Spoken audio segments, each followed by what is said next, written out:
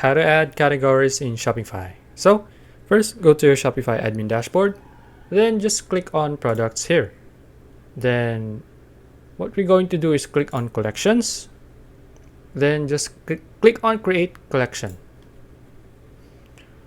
Now what we're going to do here is just put on the title for your category. For me, let's just type in t-shirt for my t-shirt products, and then add the description of your product here. For the collection type, I'll just choose manual, and then add your image here, and after that just click on save.